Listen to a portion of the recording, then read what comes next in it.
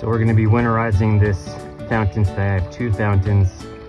I'll either do them both in the same video or make separate videos. There's some slight differences.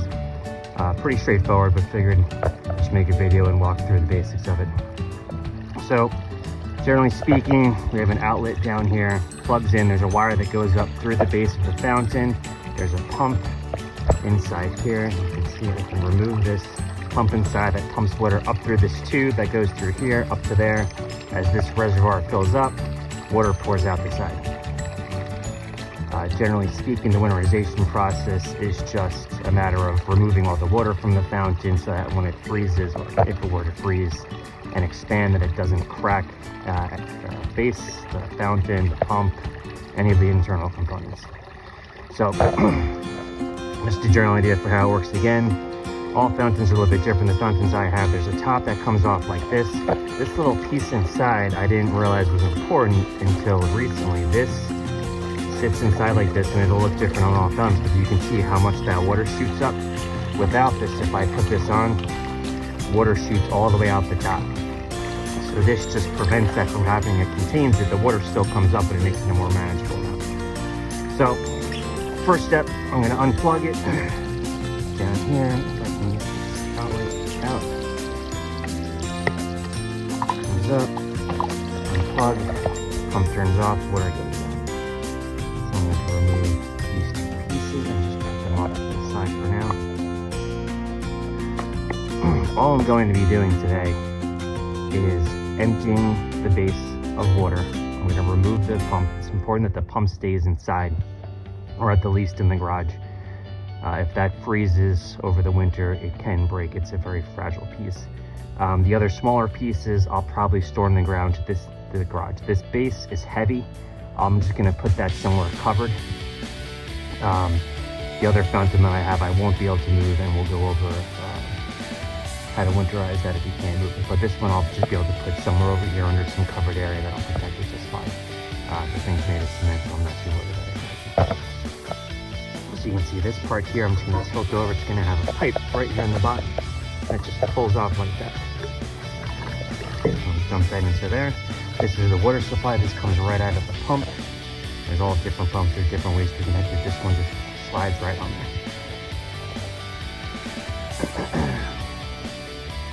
This piece right here also comes off. This is just the base. You can see this is where the pump slides in and out. When it's put together, these pieces just sit together like this. I might even keep it like that for storage purposes. That's a general idea. It all just sits on top of here. It's not super crazy.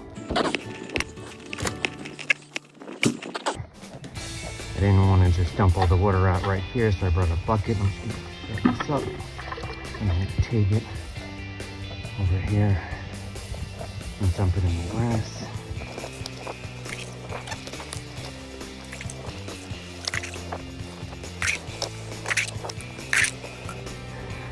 So a little bit that's left in here, I'm comfortable either dumping out or letting it drain down through this hole.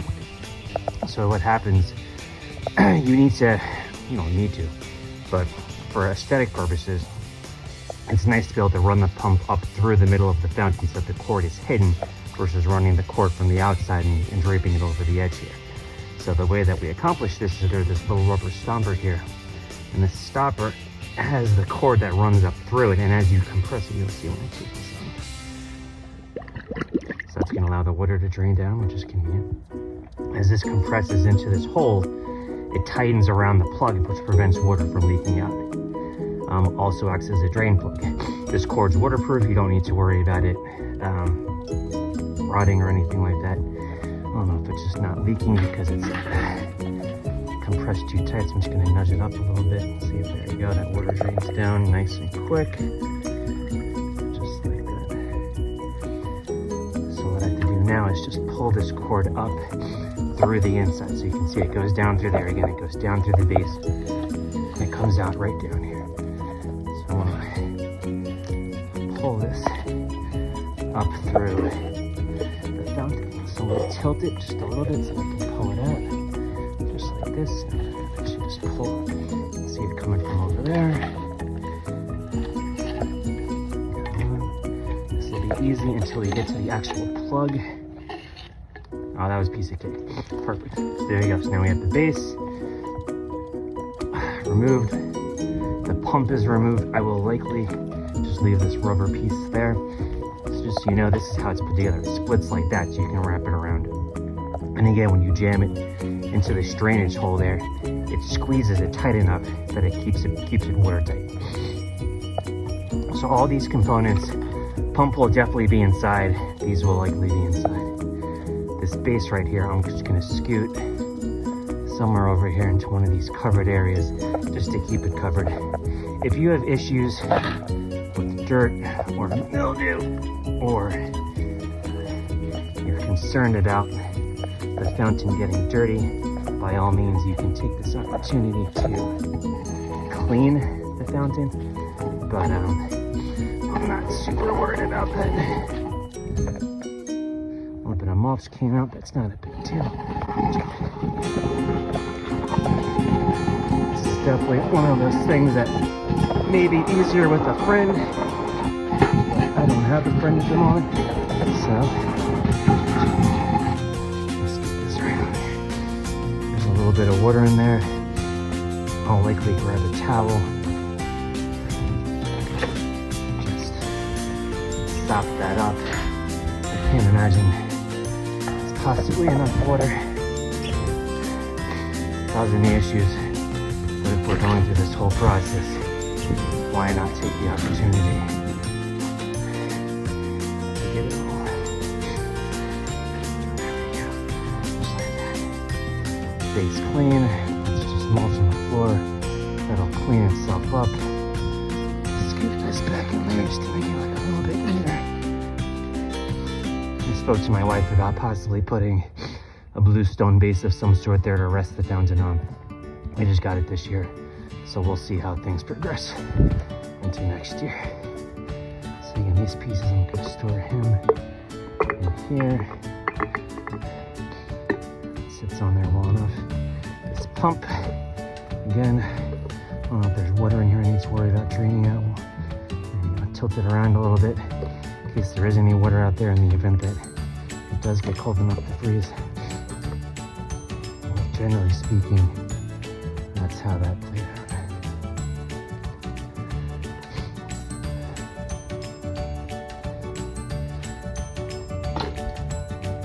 So that's the basic process of how to winterize a fountain. Like I said, you can take these pieces and put them inside. You can leave them outside, as long as it's covered, preferably covered.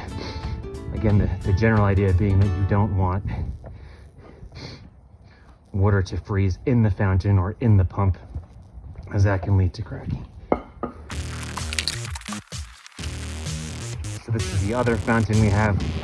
This one was installed late, and I didn't feel like going through the work. As you can see, this is what it looks like. I just have the cord over the edge that goes into the pump underneath the base there. You can actually see there's squeeze accumulating in here, which will eventually lead to problems with the pump clogging. Same basic structure, just much larger. There's the top here. It comes off like this. I'll place this over here so it don't crush my grass. On the other fountain, I showed that there was the piece sticking out the top that prevented this from bubbling up. So what happened was, this water flow actually looks relatively low right now. I'm curious if this pump may be clogged in there to some extent, which is okay.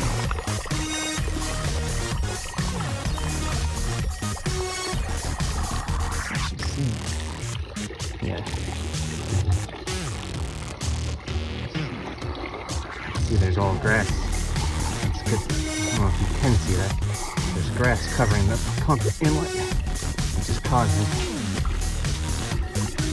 reduced pressure. So I'm gonna have to find a way to address that going forward. So you can see as I clean it up a little bit, pushes out more. I was running into issues where this was coming out with so much pressure that the water coming out the fountains began to wave. It would rock back and forth. So putting this bottle over here, like so, it doesn't have to be a bottle, it can be anything. The water level still rises, but it keeps the water around it much more stable. So, if you don't have the piece, use the bottle, use something else that fits in there and just covers that outlet to regulate the water pump and make it a more steady stream. So same idea here. I'm gonna go in, going to open the outlet cover and remove the plug. Takes care of that. There's a lot more water in here. A lot more water, so I brought out a 5-gallon bucket.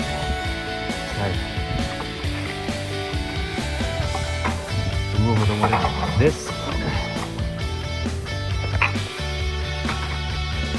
This fountain has a drain plug in it. I don't like the idea of draining all of the water into one spot on my yard and oversaturating. So I'm going to scoop it up like this.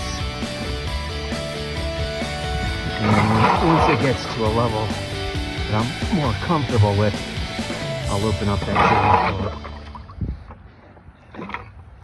and let the water drain freely onto the yard. So we ran into some small editing issues earlier. Just wanted to revisit some of what happened with this fountain versus the other one. This fountain had a drainage plug here. So after scooping out a lot of the water, I just unplugged this. There is a rubber stopper that prevents water from leaking over the summer months. And this was really just trial and error. I went to the Home Depot, spent 50 cents on 4 or 5 different sizes and found the one that worked. This one worked. This tube here is for the electrical wire. Same thing as the other fountain. You run the plug down through here. You have to lift up one end. This fountain is very heavy. It would be a 2-man job to lift it up to get the wire underneath. Run it through there though. Plug it into that outlet there. And then this, of course, houses the pump and all the tubing. This is the pump that sits inside. Similar to the other one, this was clogged with a little bit of grass. I had to clear that out and then help the pump operation. Outlet here had a hose clamp to keep it on tight. Runs to the bottom of this fountain. Just tilt it over so you can see. Here's the inlet for the pump tube. This just slides right on there. I was worried that I would have to get a hose clamp to tighten that up. This is a hose clamp here. But one, it would be extremely difficult to get one in there. It sits recessed back underneath the cement here. And then 2, even if water does leak out, it would leak just into the water basin underneath, so I wouldn't be losing it. The worst case was that I'd be losing a little bit of water pressure, which didn't turn out to be an issue.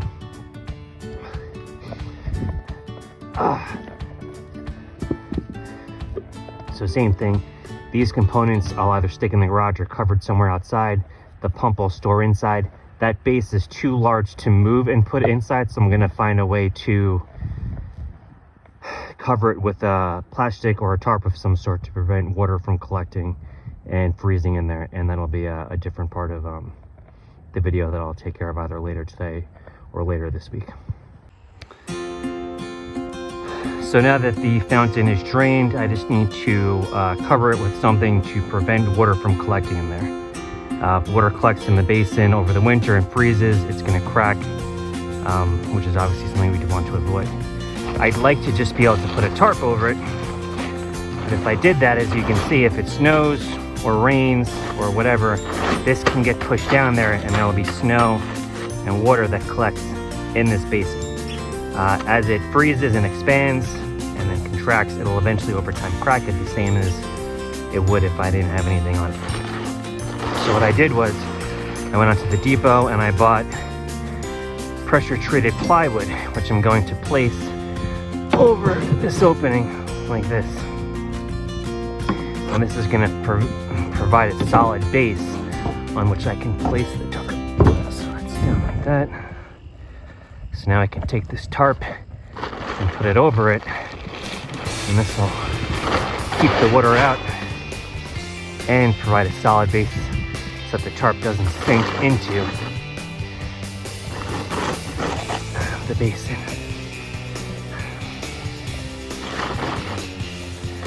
Now I'm a little bit less concerned about water getting in, as the fountain itself has a drain plug.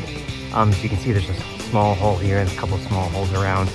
If a little bit of water does get in there, it'll have some place to drain out of, but I want to keep the bulk of the snow and the water out of here as much as possible. Optimally, I would have a solid 4x4 piece of pressure treated plywood, but my car couldn't fit it. And optimally, I would have a tarp or a piece of plastic, thick plastic, that didn't have holes in it, but this is what I have to work with for the time being. I'm gonna throw this pallet down on top just to hold it down like that. I was considering using some rocks or a bag of sand, whatever, just something heavy to prevent that from blowing away. I'll take in a little bit of slack here and just tuck it underneath, make it look a little bit neater. But the general gist works.